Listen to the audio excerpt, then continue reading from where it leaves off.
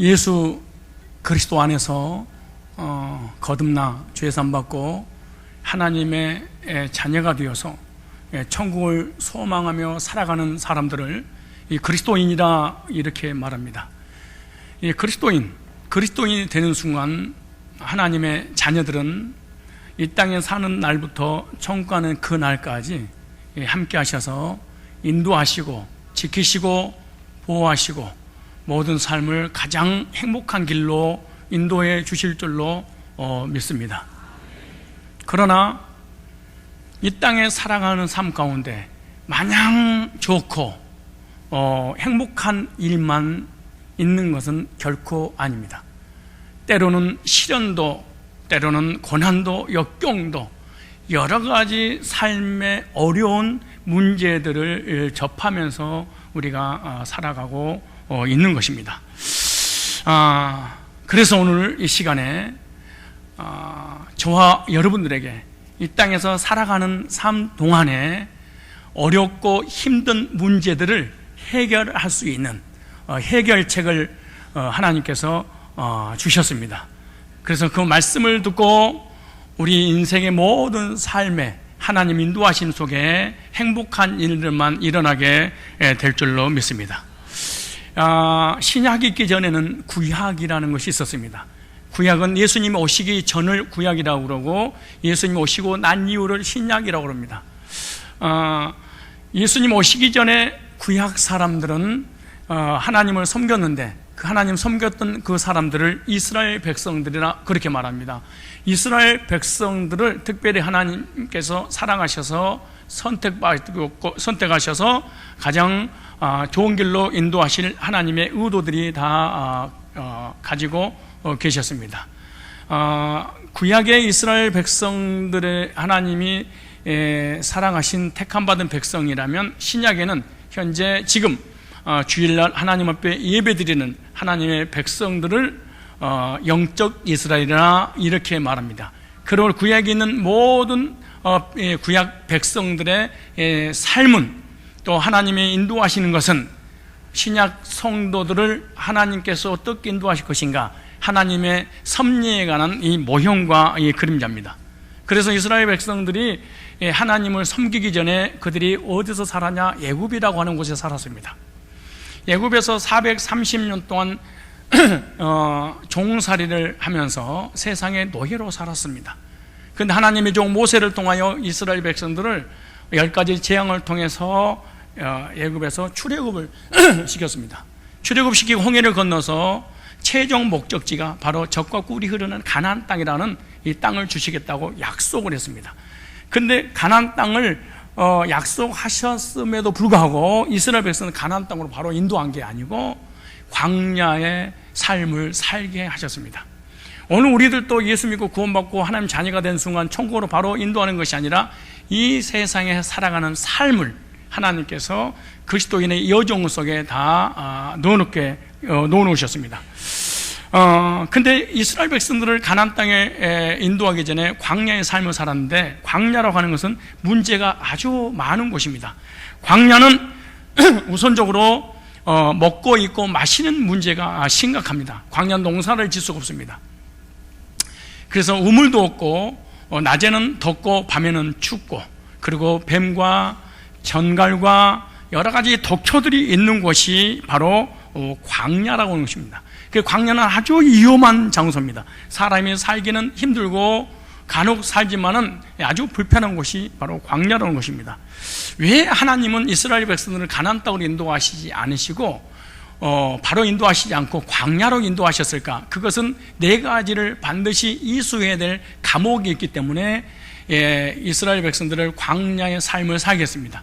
근데 그 첫 번째가 뭐냐? 이스라엘 백성들은 애굽에 있을 때는 하나님의 말씀을 듣지 않았어요.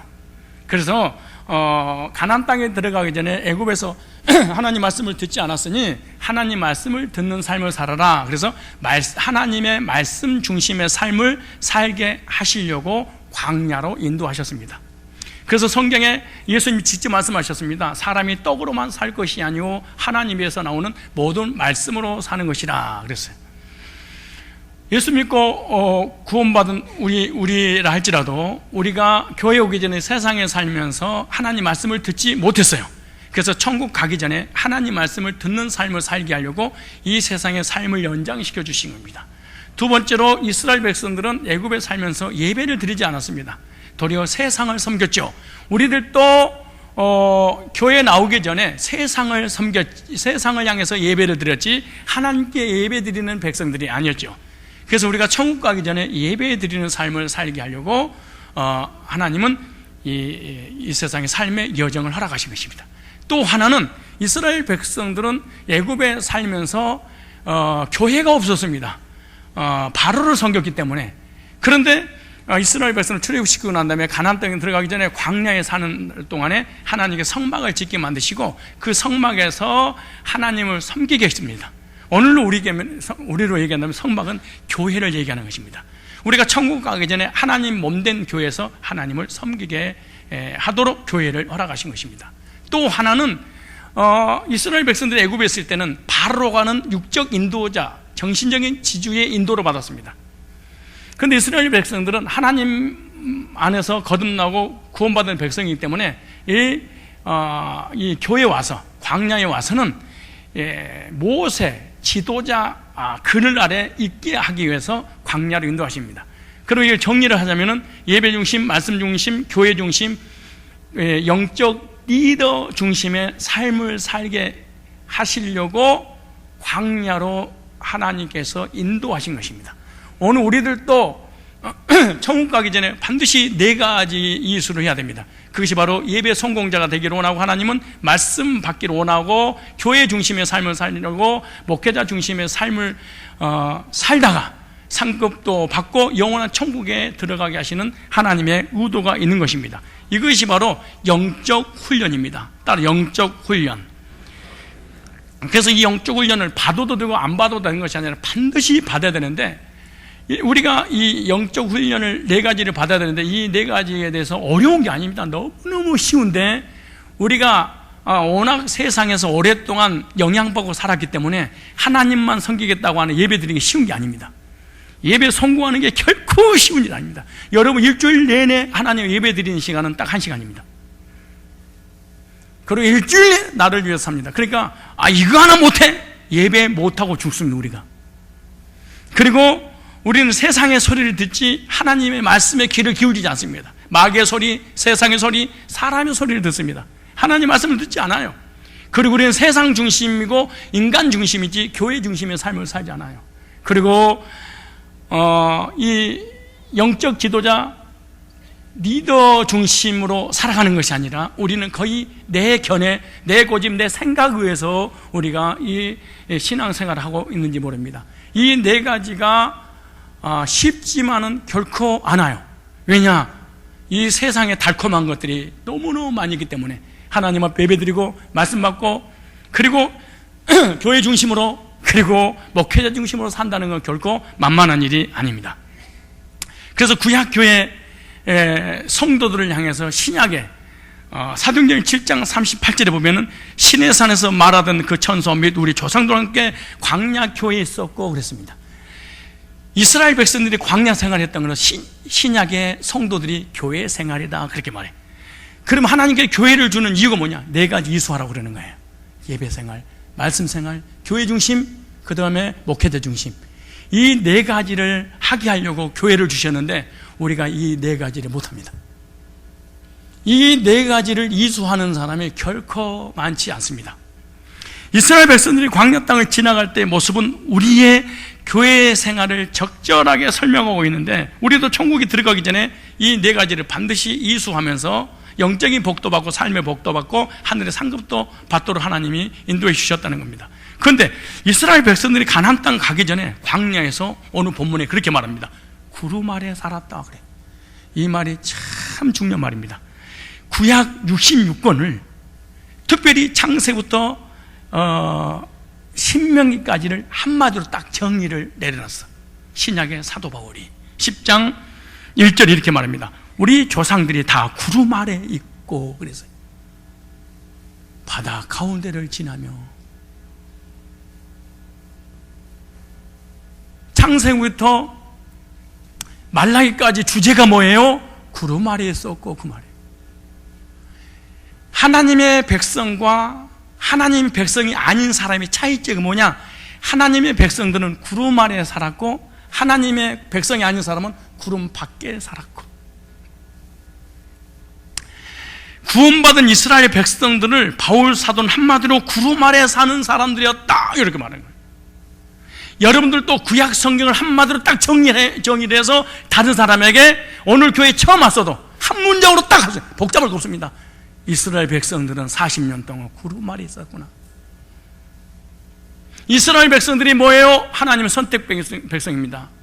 선택받은 백성들은 광야 40년 동안 어떻게 살았어요? 구름 아래에 있었습니다. 이것만 하면은 성경을 다는 겁니다. 수십 년 교회를 나눴는데요, 구름 아래에 있는 것이 뭔지 모르니까 구약 성경은 한마디도 설명해 줄 수가 없어요. 수십 년을 교회 다녀도 하나님의 의도를 찾지 못하고 방황하면서 교회를 다닐 수 있는 거예요. 그러므로 이스라엘 백성들은 구름 아래에 있기만 하면은 안전했습니다. 볼뱀과 정갈로부터, 낮의 추위와 낮의 더위와 밤의 추위로부터, 독초로부터 모든 환경에서 보호를 받을 수 있었던 것은 사도 바울이 그랬어요. 구름 아래에 있었다 그렇게 말해요. 이것은 오늘 교회의 모습을 잘 설명해 주고 있는 말씀인데요, 성도가 복된 삶을 누리려면 어떻게 되냐? 구름 아래에 있어라 그렇게 말합니다. 지금 우리는 구름 아래에 있어요? 천정 아래에 있어요?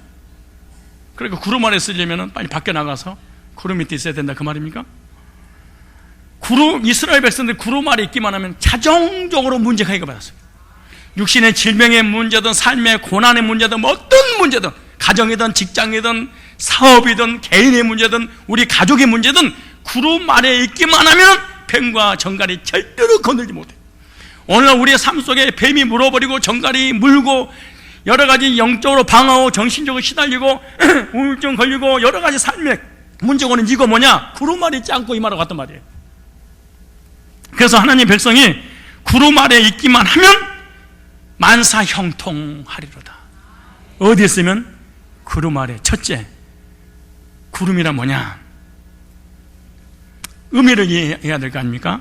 성막의 지성 속에서 구름이 만들어집니다. 레위기 16장 2절에 보면 이런 말씀이 있습니다. 내가 구름 가운데서 속죄소 위에 나타나리라. 하나님께서 속죄소 위에 구름이 만들어져서 하나님이 만나주신다 이렇게 말씀하세요. 열왕기상 8장 10절로 11절에 보면 제사장이 성소에서 나올 때 구름이 여호와의 전에 가득함에 제사장이 그 구름을 인하여 능히 서서 섬기지 못하였으니 이는 여호와의 영광이 여호와의 전에 가득함이라 그랬어요. 지성소 속죄소에서 하나님의 영광이, 하나님의 구름이 나타나신다 이렇게 말씀하세요. 속죄소의 대제사장이 1년에 한 번씩 피를 뿌리면 하나님이 그것을 받으시고 이스라엘 백성들의 모든 죄를 용서해 주시는 것입니다. 성막에서 제사를 받으셨던 표로 구름 같은 하나님의 영광이 성소에 가득 차게 되고 그 구름이 바깥에 나가서 낮에는 이스라엘 백성들을 보호하시고 인도하신 낮에는 구름기둥, 밤에는 불기둥으로 바뀌게 됐습니다. 그러므로 이 광야 같은 세상에서 이스라엘 백성들이 어떻게 환경을, 세상을, 자신을 이길 수 있었느냐? 그것은 속죄 은총 때문에 이기게 된 겁니다.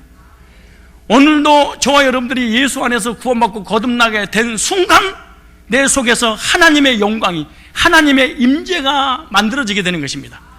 그러므로 예수 그리스도 안에서 거듭난 백성이 아니면 세상을, 자신을, 환경을 절대로 이겼습니다. 이길 수 없을 뿐만 아니라 그리고 하나님께 인도를 받을 수가 없습니다. 왜냐하면 지성소에는 법궤가 있는데 법궤 위에 속죄소가 있고 속죄소 위에 나의 죄를 대신해서 한 마리의 양을 잡아서 그 피를 가지고 하나님의 공의 위에 딱 올려놓으면 됩니다. 그걸 속죄소로 쉬운 자, 그럼 그 공의를 만족함으로 그곳에서 하나님이 용서해 주시는 표로 그 구름이 만들어집니다. 구름이 만들어진단 말은 그 죄사함 받을 때 드디어 하나님의 영광이, 하나님 임재가 하나님 만나 주신다는 거예요. 그러면 이스라엘 백성들은 40년 동안 광야길을 가는 데 있어서 구름기둥과 불기둥 인도에서 태평성대를 누리면서 가나안 땅에 들어갈 수 있었던 것은 바로 속죄의 은총을 누렸기 때문에 가능한 것입니다. 오늘로 우리에게 적용한다면 교회에서 하나님께서 구름기둥으로 인도하신다는 내용입니다. 그러면 성도에게 있어서 가장 중요한 것은요, 구름기둥이 만들어져서 우리의 가정과 직장과 산업과 손으로 모든 일에 형통케 되어지려면 어떻게 되냐? 교회하고 관계가 좋아야 됩니다. 왜 교회하고 관계가 좋아야 되느냐? 교회에서 구름기둥과 불기둥이 만들어지기 때문에 그런 거예요. 여러분 가정에서, 직장에서, 사업 속에서 하나님의 임재, 하나님의 영광이 나타나는 게 아니에요. 교회에서 만들어져서 만들어진 그 구름기둥 가지고 세상에 나가서 세상을 이기고 자신을 이길 수 있는 그 능력이 주어진다는 거예요. 그러므로 교회에서 은혜받고 세상에서 승리하는 사람의 공통점이 있더라고. 목회자의 관계가 좋고요, 성도의 관계가 좋아. 목회자와 성도의 관계가 좋은 사람들은 교회에서 은혜를 많이 받아. 은혜를 받으니까 가정에서도 이기고 세상도 이기고 마귀도 이기고 자신도 이기고 반드시 승리해. 근데 교회하고 관계가 안 좋아, 성도하고 관계가 안 좋아, 독불장군이야. 그러니까 하나님의 은혜의 구름기둥이 만들어지지 않아. 그러니까 세상에서 성공하거나 세상에서 승리할 수 없게 된다는 것입니다.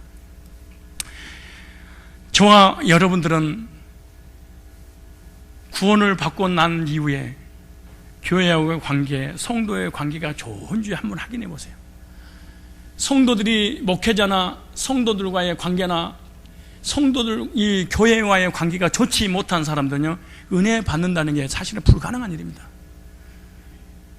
은혜 없습니다. 출애굽기 40장 35절로 38절에 보면 구름이 성막을 덮어버렸는데 이렇게 말합니다. 성막을 다 만든 다음에 구름이 회막에 덮이고, 하나님의 영광의 구름이 회막에 덮이고 교회에 덮였다는 거잖아요. 여호와의 영광이 성막에 충만함에 낮에는 여호와의 구름이 성막에 있고 밤에는 불이 그 구름 가운데 있음을 이스라엘 온 족속이 그 모든 행하는 길에 친히 보았더라. 그러므로 구름기둥은 어디서 만들어지냐? 성막, 지성소, 속죄소에서 만들어집니다. 그 구름기둥이 저녁에는 불기둥으로 나타났습니다. 민수기 9장 16절에 이렇게 말합니다. 성막을 세운 날에 구름이 성막과 증거장막을 덮었고 저녁이 되면 성막 위에 불 모양 같은 것이 나타나서 아침까지 일었으되 항상 그러야 낮에는 구름이 그것을 덮었고 밤에는 불 모양이 있었는데 이렇게 말해요. 오늘날로 적용하면 지성소인 교회에서 말씀을 전할 때 성도들이 복음으로 제사한번 꾸르게 될 때 하나님의 영광이, 하나님 임재가 임하게 되고, 제사받고 속죄를 받기 때문에 하나님 관계가 회복되어서 이런 사람들은 세상에 살아가는 날 동안에 하나님께서 보호하시고 지키시고 인도하신다는 하나님의 말씀인 것입니다. 그러므로 하나님은 구름기둥과 불기둥으로 저와 여러분이 죄사함받고 하나님 관계와 교회의 관계가 좋기만 한다면 여러분의 모든 삶을 인도해 주실 줄 믿습니다. 구름기둥과 불기둥은 어디서 만들어진다고요? 성막에서. 성막 어디에서요? 지성소에서. 지성소 어디에서요? 속죄소에서. 뭐 할 때요? 양의 피를 뿌려서 죄 문제 해결될 때. 오늘날 하나님의 영광이, 하나님 임재가 언제 나타난다고요? 어디에서요? 교회에서. 뭐 할 때요? 하나님의 아들 예수 그리스도의 죄 사함받고 구원받을 때 하나님이 나타나셔서 그들의 모든 삶을 인도하신다는 하나님의 말씀인 것입니다. 그러므로 만사 형통의 비결이 있습니다. 만사 형통의 비결은 바로 교회관이 분명하면 하나님이 그 사람의 인생을 책임져 주십니다. 사실 여러분들이 교회 다녀도요, 네 가지가 없을 수 있어요. 첫째, 구원의 확신, 구원관 있는데요, 잘못 알고 있을지도 몰라요. 구원관이. 두 번째, 예배관이 분명하지 못할 수도 있어요. 예배관. 두 번째, 교회관이 희미할 수 있어요. 그 다음에 목자관. 근데 이 네 가지가 언제 주어지냐? 거듭날 때 네 가지가 딱 한꺼번에 와요. 거듭나기 전에는 절대로 구원의 확신과 이 구원받은 사람이 드리는 예배에 대한 확신과 그리고 교회에 대한 확신과 영적 리더에 대한 확신이 절대 생기려고 하게도 안 돼.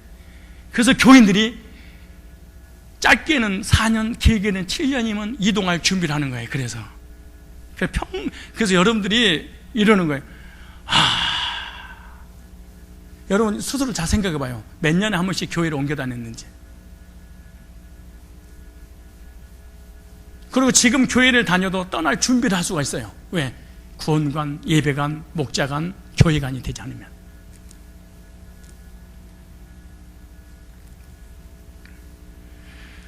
교회관이 제대로 설 때 교회를 통해서 모든 은총과 은혜와 복들을 받아 누리게 될 줄 믿습니다. 교회는 성도들이 예배만 드리고 가는 곳이 아닙니다. 그러면은 뭐 하는 곳이냐? 교회는 구름기둥이 만들어지게 하는 곳입니다. 우리 기독교인들의 가장 큰 문제는 뭐냐? 정교에 빠져버린 겁니다. 대한예수교 장로 종교라는 것에 빠집니다. 기독교라는 종교에 빠져버렸습니다. 무슨 말이냐? 주일날 교회 한번 딱 가면 내 임무가 끝났다고 생각합니다. 이게 문제입니다. 종교인이 되어버렸습니다. 그럼 종교인의 특징이 뭐냐? 절대로 말씀을 받지 않습니다. 다시 말해서 구름기둥을 경험하지 못합니다. 구름기둥을 경험하지 못한다는 것은 복음을 통해서 거듭나서 속지의 확신이 오지 않습니다. 그래서 교회를 다녀주는 사람이 되지 예배 시간에 하나님의 임재를 경험하는 속죄의 은총을 받지 못하고 교회를 다니고 맙니다. 이게 문제입니다.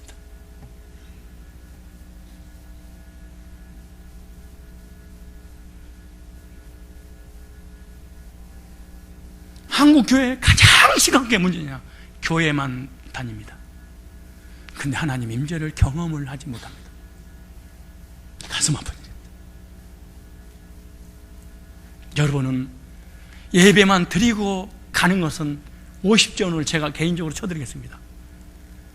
나머지 50점을 채우려면 예배 때마다 하나님의 놀라운 구속의 은혜들을 경험하고 하나님 임재를 경험해서 하나님 임재를 경험하는 사람은 세상에서 반드시 뱀과 정갈, 땡볕, 더위, 추위, 여러 가지 재앙, 화, 질병 하나님이 막아주신다 이렇게 말합니다. 구름기둥은 어디서 만들어져요? 교회에서. 뭘 전할 때? 구속의 말씀을 전할 때. 누가 임해요? 하나님이 임하는. 예배만 드리고 가지 말고 구속의 체험함으로 하나님 임재를 경험해서 행복한 그리스도인의 삶을 사시기 바랍니다. 두 번째, 구름 아래 삶이 뭐냐? 구름 아래의 삶은 말씀 받는 삶입니다. 오늘 목사님이 구름 아래에 쓰라니까 뜬구름은 잡아야지 이러지 말고 구름은 교회에서 만들어지는구나. 하나님 영광이. 구름은 구름 아래에 있다는 것은 구름 속에 하나님 나타나서 나에게 말씀을 들려주시는구나. 민수기 9장 19절로 22절에 이렇게 말합니다. 구름이 장막 위에 머무른 날이 오래일 때에는 이스라엘 자손이 여호와의 명을 지켜 진행치 아니하였으며 혹시 구름이 장막 위에 머무는 날이 적을 때에도 그들이 다만 여호와의 명을 쫓아 유진하고 여호와의 명을 쫓아 진행하였으며 무슨 말? 하나님은 구름을 통해서 나에게 찾아오셔서 말씀하신대.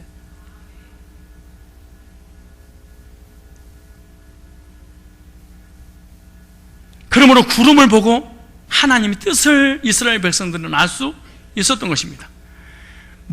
모세가 어떻게 200만 명의 수를 인도했겠습니까? 생각해 봐요. 여러분 200만 명 정도 된다면 여의도 광장을 다 채우고도 남습니다. 200만 명. 그때는 어떤 문화나 문명이나 과학이 발달되기 전 아닙니까? 그 마이크 이런 시스템이 없었어요. 시스템. 그러니까 모세가 육성을 해야 됩니다. 그리고 200만 명에게 설교를 하려게 되면 앞에 있는 1000명이나 들을까요? 우리 이 정도 들을까요? 나머지는 못 들을 것입니다. 근데 200만 명이 어떻게 모세의 통솔, 모세 리더의 그 나라에 인도받을 수 있었을까요? 그리고 그 모세의 메시지를 다 들을 수 있었을까요? 하늘에서 하나님의 구름 기둥이 만들어져서 그 구름에서 모세를 통하여 말씀을 전하니까 마치 위에서 비가 내리듯이 그 안에 있는 200만 명의 귀 속에 다 하나님 말씀이 들어가도록 하나님 하신 거예요. 200만 명을.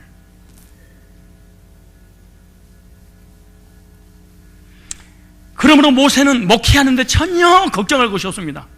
왜냐? 구름이 나타나기만 하면은 그 구름 안에 거하시는 하나님께서 이스라엘 백성들을 말씀하시기 때문에 그러는 거예요. 그러므로 하나님께서 인도하시는 대로 모세가 됐든 이스라엘 백성들이 됐든 따라가면 되는 거예요. 구름 위에서 가기도 하고 서기도 하고 구름 따라 어뢰 따라 얼마나 이게 신앙생활이 편할까요? 여러분, 세상에서 신앙생활보다 편한 게 어디 있을까요?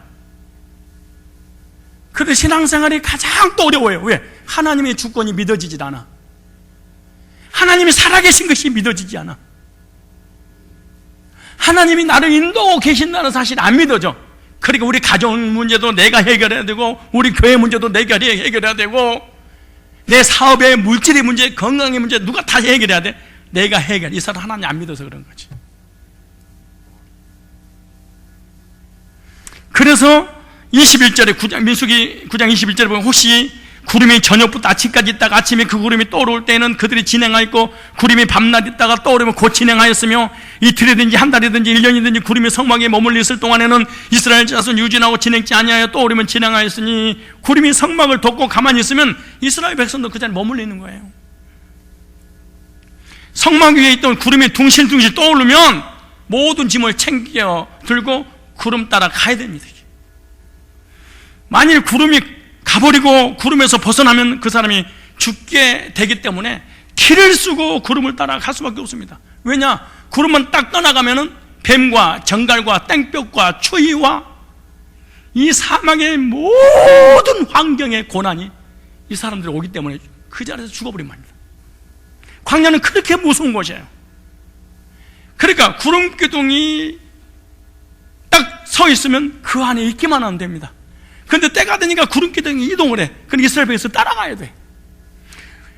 따라가기 싫어도 따라가야 돼. 이제 죽으니까. 그러니까 여기서 알미니안주의가 나온 거예요.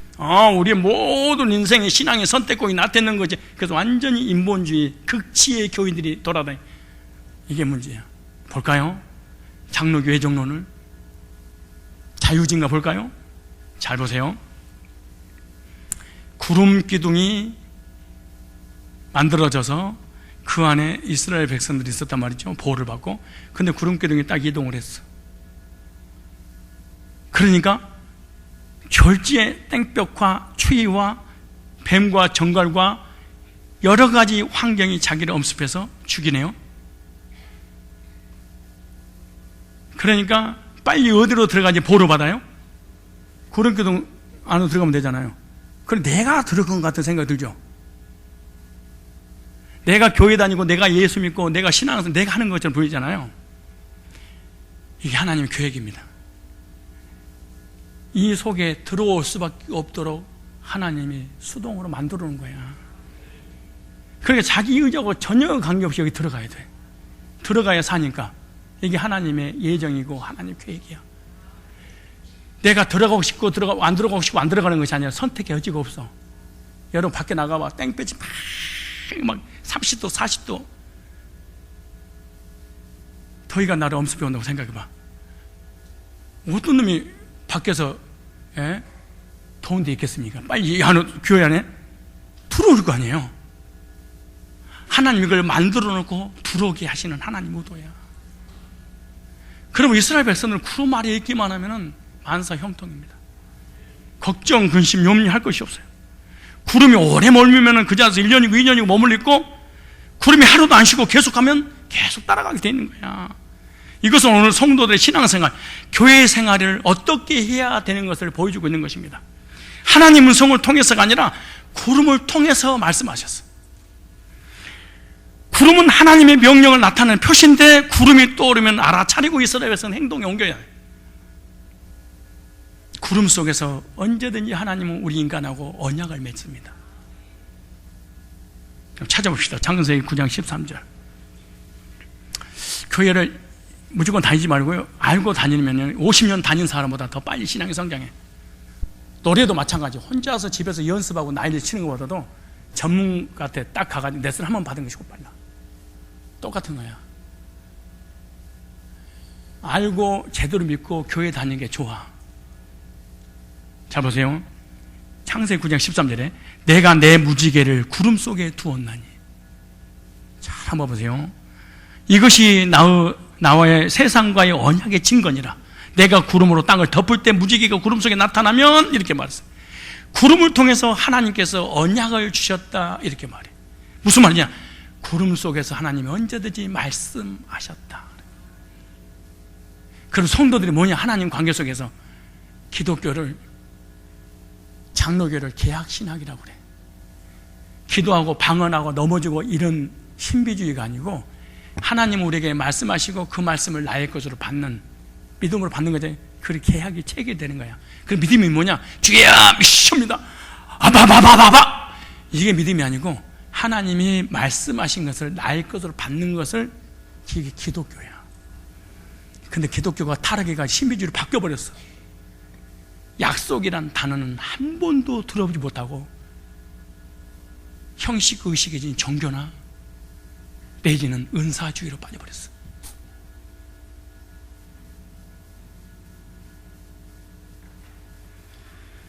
구름 속에서 언제든지 하나님이 나타나셔서 말씀을 하셔요.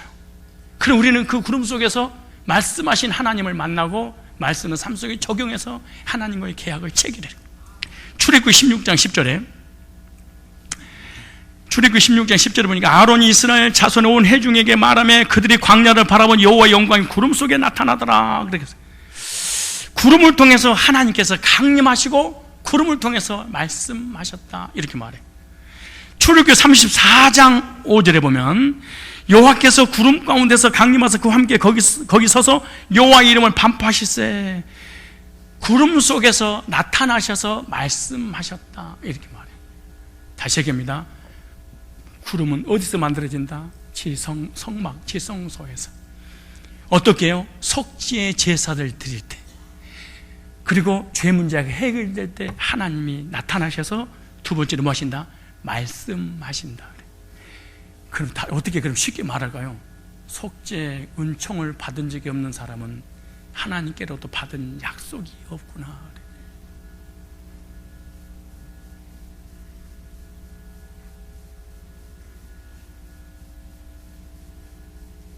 다시, 구름기둥과 불기둥이 어디서 만들어져요? 성막에서. 성막 안에 어디에서? 지성소에서. 지성소 안에 뭐지? 속죄소에서.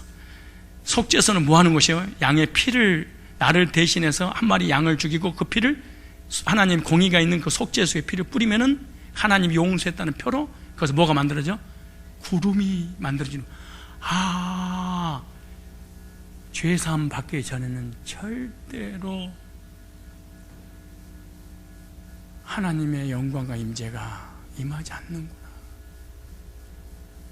하나님의 영광과 임재를 한 번도 경험하지 못하니까 구름 속에서 하나님이 나에게 예배 시간마다 말씀하는데 이 사람에게는 안 들린다. 참 신기해요. 얼마나 신기한지 몰라, 이게 영적 세계가. 그러니까 수십 년을 종교생활 하는데 하나님 메시지는 안 들려. 그리고 메시지에 관심 자체가 없어. 왜냐? 하나님의 임재가 없으니까. 왜? 죄 문제가 해결이 안 돼서 그래.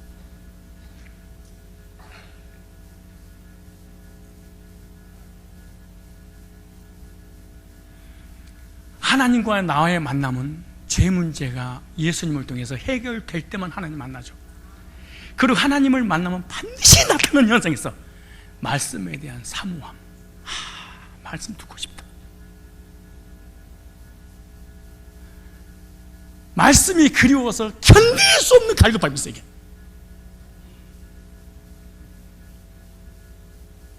근데 속죄의 은총을 받은 적 없으면 신기해.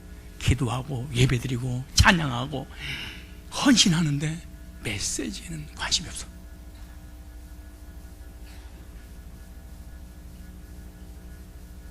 자, 그 다음에 출애굽기 13장 21절 22절 보면요, 여호와께서 그들 앞서 행하사 낮에는 구름기둥 그들의 길을 인도하시고 밤에는 불기둥 그에게 비추사. 여러분 지금 예배 끝나면 또 이렇게 하고, 야 구름이 좋은가 봐요 이러지 말고, 아 나 인생도 하나님 불을 주려나 봐. 그러니까 사람들이 기도하다가 불 받았니 장풍을 날리고 넘어지고 이직거리 하는 거야. 귀신 역사에 넘어지는 거야 사람들이. 이게 문제예요. 사도행 2장에 보면 불같은 성령 바라같은 성령이 막 임했잖아요. 근데 사람들이 그 불을 진짜로 우리 몸을 태우는 불인 줄 착각한 거예요. 성경에 단 한 구절도 그런 게 없습니다. 그래서 사람들이 기도하다가 불 받았어, 불로 뜨거워. 그리고 어디를 갔다 옆구리를 때려. 인도짜리 있잖아요. 대리미로 지지지. 어떤 사람은 또 기도하다가 뒤로 딱 넘어 떨어져. 와 이래. 근데 그거는 사기입니다. 거짓말입니다. 불과 바람을 예수님 직접 말씀하셨어. 요한복음 16장에 보혜사가 오시면 이랬어. 지혜에 대하여 의에 대하여 심판에 대하여 세상을 책망하시리니. 무슨 말이냐? 성령이 오시면 네 죄가 뭔지 언제가 뭔지 깨닫게 해줄 거야. 예수님이 오시면 예수 안 믿는 죄가, 성령이 오시면 예수 안 믿는 죄가 가장 크다는 걸 알려줄 것이고, 예수님께 십자가 못 박아 죽으시고 3일 만에 부활해서 하늘 영광 보좌에서 우리를 의인이라고 선언할 건데, 그것이 성령께서 알게 해주실 거다. 그래. 그래서 불같은 성령, 바람 같은 성령은 우리의 죄를 하나님이 성령으로 태우시고 날리셔서 의롭게 해주신다는 얘기지.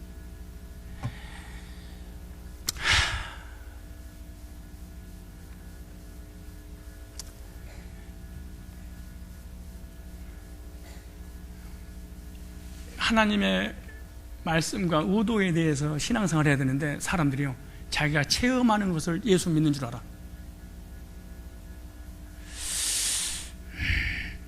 구름이 어디로 인도하든지 이스라엘 백성 따라가면 보호받았어요. 오늘도 구원받은 성도가 하나님의 구름을 안 따라가면 죽을 수밖에 없고, 따라가면 살게 될 줄로 믿습니다. 민수기 9장 15절에 성막을 세운 날에 구름이 성막 곧 증거 장막을 덮었고 저녁이 되면 성막에 불모양 같은 것이 나타나서 아침까지 이르렀으니, 구름은 증거 장막에서 나왔다. 말씀이 선포되는 곳에 나왔다는 거예요. 대제사장의 지성소에서 하나님 만날 때 말씀 받았고, 받은 말씀을 백성들에게 전할 때 구름기둥과 불기둥으로 이스라엘 백성들을 광야길을 인도하셨어요.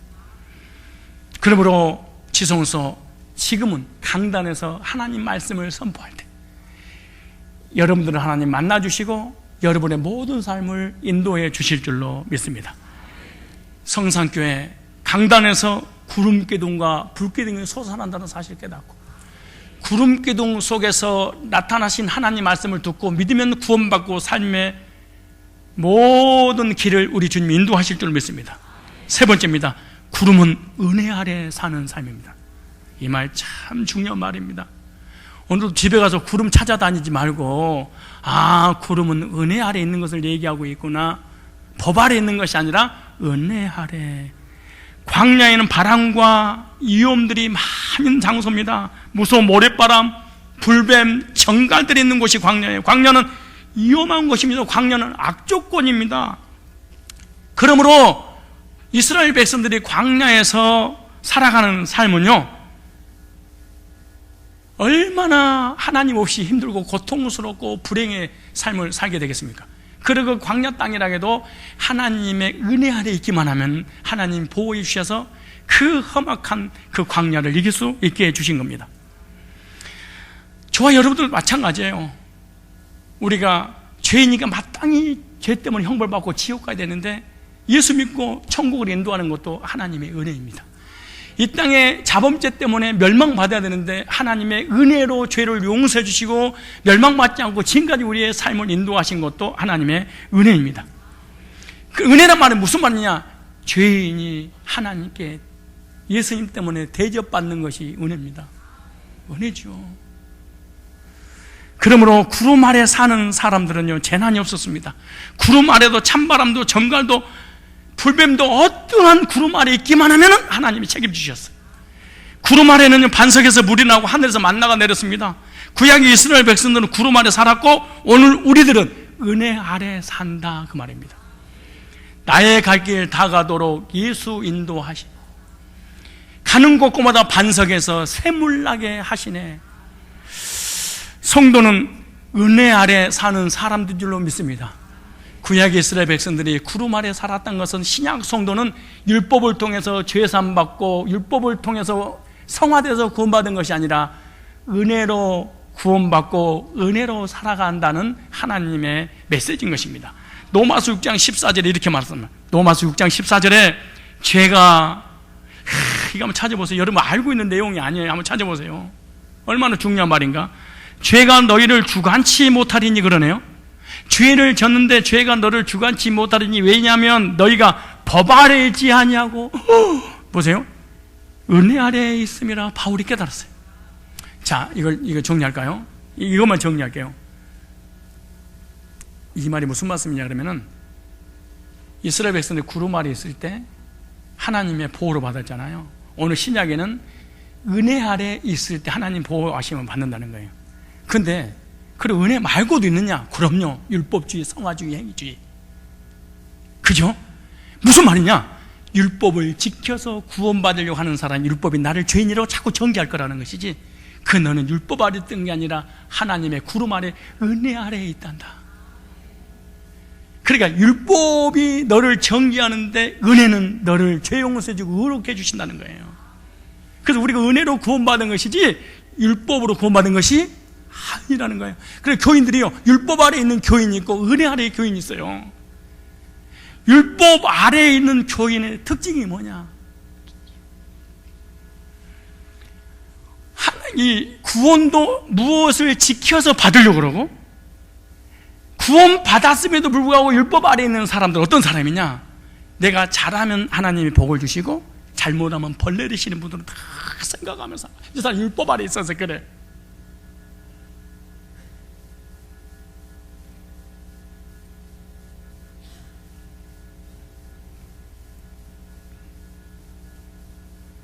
이 말을 전혀 여러분이 이해를 못하겠죠. 이 말이 이렇게 쉽게 하면 이런 얘기죠. 내 아들이 밤늦게까지 컴퓨터를 하니까 내가 매일 됐어요. 다시는 하면 너 용돈이 뭐가 없어. 그런데 아빠가 없는 사이에 또 게임을 또 하려고 준비하고 있다가, 아빠한테 걸리면 얻어맞지. 그래서 스위치를 뽑았단 말이지. 그 스위치를 뽑은 것은 뭐 하는 거예요? 아빠한테 들키면 뭐 할까봐, 맞고 용돈 뺏길까봐.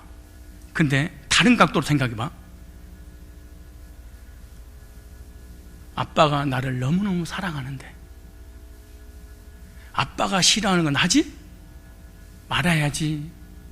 그 아빠의 사랑에 감동받아서 게임을 안 하는 것과 안 하면 하면 맞을까봐 하는 것은 하나는 율법, 하나는 사랑이에요. 하나는 율법을 의지한 거고 하나는 사랑을 의지한 거예요. 예를 들어서 여러분들 주일날 교회 나온 이유 하나가 있어요.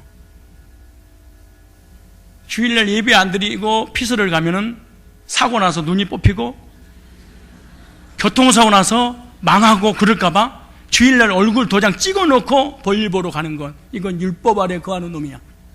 근데 이게 대가 믿음이 좋아 보여. 참 믿음 좋아 보여. 경건해 보이고 거룩해 보이고 의롭게 보이고 믿음 되게 좋아 보여. 그리고 하나님 앞에 늘 율법주의는 조건이 있어. 이만큼 했으니까 복을 주시겠지. 항상 율법주의. 내가 이렇게 안 했으니까 하나님 나를 벌 내리시겠지? 덜 하나님과 나와 계산적이야. 구원받기 전에 욥처럼. 이런 사람은 자기도 괴롭고 다른 사람도 고통을 주는 거예요. 왜? 이 사람들 율법 아래에 있기 때문에 그런 거예요.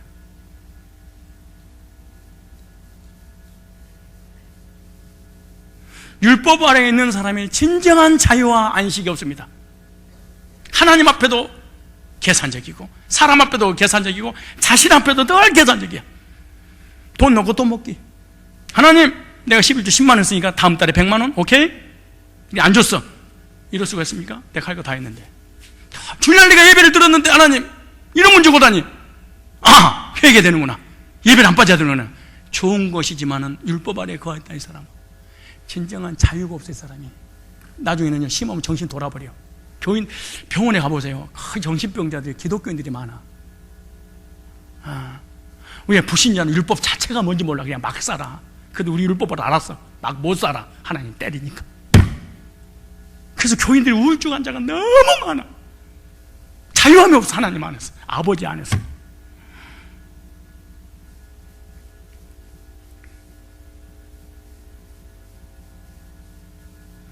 죄가 너희를 주관치 못하리니 이는 너희가 법 아래 있지 않냐고 은혜 아래에 있습니다. 은혜 아래 살 때 뭐하냐? 환경을 이긴단다. 율법 안에 있는 사람은 절대로 죄도 세상도 환경도 절대로 이기지 못한다는 거예요. 이스라엘 백성들은 마땅히 광야 생활하니까 목말라야 되고요, 마땅히 배고파야 되고, 마땅히 모래바람 맞아야 되고, 마땅히 불뱀에 물려야 되고, 마땅히 정갈에 물려야 됩니다. 마땅히 낮에는 더워야 되고 밤에는 추워서 얼어 죽고 더워서 죽어야 됩니다. 그런데 은혜 아래에 있으니까 살았어. 무슨 은혜는 환경을 이기는구나 그 말이에요. 은혜는 시험을 이기는구나. 은혜는 율법을 이기는구나. 은혜는 정죄를 이기는구나. 은혜는 어떠한 질병도, 어떠한 가난도, 어떠한 굶주림도, 어떤 문제도 은혜에 있는 사람은 이기는구나 그 말이에요. 은혜 없는 사람은 사람도 환경도 세상도 가정도 아무것도 이기지 못해. 왜? 은혜가 없어서. 그럼 무슨 뭐냐? 이 사람 율법 아래에 있어서 그래.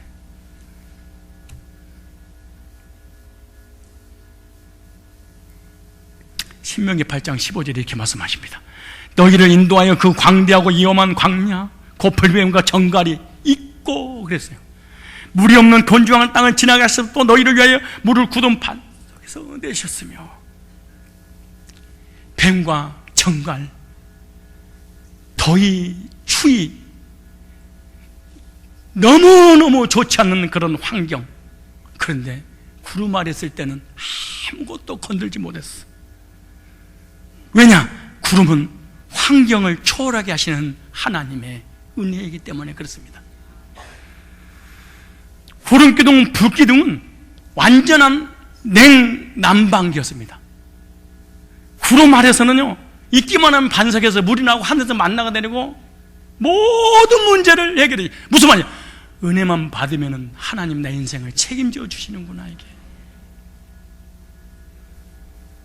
왜 교인들이 신앙생활 하면 할수록 피폐해지냐? 은혜가 없어. 은혜가 속에 뭐만 있고? 율법만 있고. 광야의 불뱀, 찬바람을 하나님의 은혜의 말씀으로 이겨야 될 줄 믿습니다. 우리가 살 길은요, 불신자가 아니에요. 은혜 아래에 있으면 되는 거예요. 누구를 만나서 사업이 활짝 열려서 대박이 터질까? 이 머리에 굴리지 마시고 어떻게 하면 구름 아래, 은혜 아래, 말씀 아래 있을까? 오늘 저와 여러분들의 삶에 우리 하나님께서 구름기둥과 불기둥을 세워주시고 우리 삶을 인도해 주실 줄 믿습니다. 하나님의 말씀은 모든 문제의 해결입니다. 교회는 그의 몸이니 만물 안에서 만물을 충만케 하시는 자의 충만이라 그래요. 이 교회는요, 예수님의 몸입니다. 우리들의 지체들입니다. 이 시대에 우리는 하나님 만나기 위해서 교회에 나온 줄로 믿습니다. 주님을 통해서 하나님 만나게 되고, 교회의 주인은 예수 그리스도입니다. 주인 되신 예수 그리스도를 섬기면 내 인생의 모든 삶을 주님께서 책임져 주시는 것입니다. 교회 예배를 통해서 하나님 음성을 듣고 하나님과 교제하게 되고, 십자가에서 죽으신 예수님을 통하지 않고는 하나님을 절대로 만날 수 없고 하나님 인도를 받을 수 없기 때문에 그런 것입니다. 이 예수 그리스도를 만나서 하나님 임재를 경험하고 하나님 말씀을 받고 구름기둥 불기둥으로 내 인생의 삶을 인도하는 유일한 길을 하나님 주셨는데, 그것이 바로 이 예수님을 만날 수 있는 길이 바로 교회입니다. 교회는 예수님을 통해서 죄산 받고 구원받고 하나님의 자녀가 되어 하나님 말씀을 듣고 하나님 인도를 받도록 하기 위해서 하나님이 교회라는 것을 주셨습니다. 그래서 출애굽기 13장 20절로 22절 아까 말씀하신 것처럼 그들이 숲곳에서 발행하여 광야 끝 내담의 장막을 치니 여호와께서 그들 앞에 행하사 낮에는 구름기둥으로 그들을 인도하시고 밤에는 불기둥으로 그들을 비추사 주야를 진행하게 하시니 낮에는 구름기둥 밤에는 불기둥이 백성 앞에서 떠나지 아니하리라. 마지막입니다. 구름을 통해서 하나님의 임재가 있었고요, 속죄의 역사가 있었고요, 하나님이 사람들을 만나서 말씀하신 것이 구름 속에 하나님 임재라. 그렇게 이 구름이란 말은 우리가 너무나 잘 아는 것처럼 쉐키나라는 단어입니다. 쉐키나.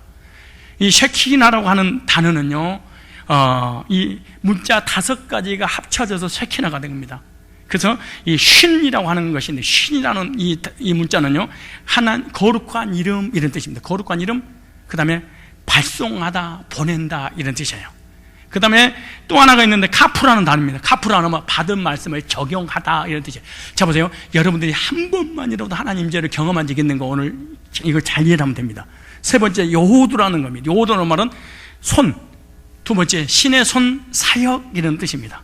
그 다음에 눈이라고 하는 단어는 구원받다, 탈출하다 이런 뜻입니다.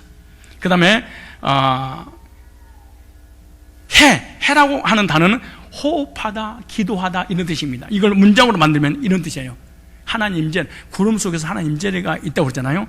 구원받으면 반드시 쉐키나가 임하는데, 쉐키나가 임하지 않는 가능성 0.1%도 없어요. 그 쉐키나가 딱 임하면 반드시 이런 문장이 만들어져. 어떤 문장이냐? 거룩하신 하나님께서 두 손에 못 박히신 예수 그리스도의 구속의 사역을 완성하여 주심으로 죄로부터 탈출하여 구원받고 새 생명 얻어 죽었던 영혼이 다시 영적인 호흡을 하는 존재가 되고, 매 순간마다 하나님께서 주신 말씀을 듣고 삶 속에 적용하여 성화의 삶을 사는 것이 하나님의 임재를 나타내는 이 쉐키나라고 하는 하나님의 구름의 히브리어 의도가 있어요. 그러니까 하나님 임재가 임했다 이 말은 예수 그리스도 안에서 거듭나서 죄산 받고 구원받아서 하나님의 자녀가 된 하나님 백성들을 하나님께 말씀하시면 그 말씀을 삶 속에 적용하게 되고, 적용한 사람 반드시 그 말씀이 자기를 변화시키는 능력이 있다 그 말이에요. 그러므로 성막에는 반드시 뭐가 있었냐? 구름 기둥이 있었다. 그리고 구름 기둥에는 누가 인도하셨? 하나님께서 강림하셨다는 거예요. 언제 구름 기둥이 만들어진다고요? 속죄의 은총을 받을 때. 오늘 언제 우리의 심령 속에 우리 교회에 하나님의 구름이 만들어서 우리의 모든 삶을 하나님께서 보호하시고 지키시고 인도하신다고요? 예수 그리스도 안에서 거듭나 죄 사함 받을 때 하나님 임재가 임하게 되고, 임한 그 사람은 예배 때마다 하나님께서 강단을 통해서 말씀하시는데 그 말씀이 들려져. 그리고 들렸던 그 말씀을 삶 속에 적용을 해, 실전에. 실천하면 그 말씀이 그 사람을 왜? 변화시켜 나가는 것이 쉐키나, 하나님의 임재 성막에서 만들어졌다는 거예요. 결론입니다. 성도는 구름 아래 사는 사람들입니다. 그 구름 기둥과 불 기둥이 이스라엘 백성들이 인도했던 것처럼 교회에서 하나님 은혜와 하나님 말씀이 선포되어지고, 하나님 은혜와 말씀이 임한 사람은 세상을 이기고 환경을 이기고 자신을 이기고 마귀를 이기고 시험을 이기고 은혜가 법을 이기고 가는 곳곳마다 하나님의 놀라운 임재 가운데 여러분의 가정도, 직장도, 산업도, 우리의 모든 삶도 인도하실 줄 믿습니다. 그러므로 무엇을 먹을까 입을까 마실까 염려하지도 마시고 내일도 걱정할 거 없습니다. 내가 하나님 임재를 경험하기 위해서 구속의 은혜를 경험했는가? 그 다음에 나는 구속의 은혜를 경험하고 나는데 하나님이 나에게 강단을 통해서 계속해서 말씀을 주고 계시는가? 그리고 말씀 받을 때마다 내가 은혜를 받고 있는가? 그 은혜가 나를 이기게 하는가? 그리고 세상을 이기게 하는가? 그리고 환경을 이기는가? 은혜는 환경을 초월하고 법을 초월해서 반드시 승리하게 하는구나. 그러므로 은혜 받는 일에, 말씀 받는 일에 우선순위를 결정한다면 여러분의 오늘부터 천국 가는 그날까지 저와 여러분 모든 삶을 구름기둥 붓기둥 인도하셔서 만사 형통의 복으로 하나님께서 인도해 주실 줄로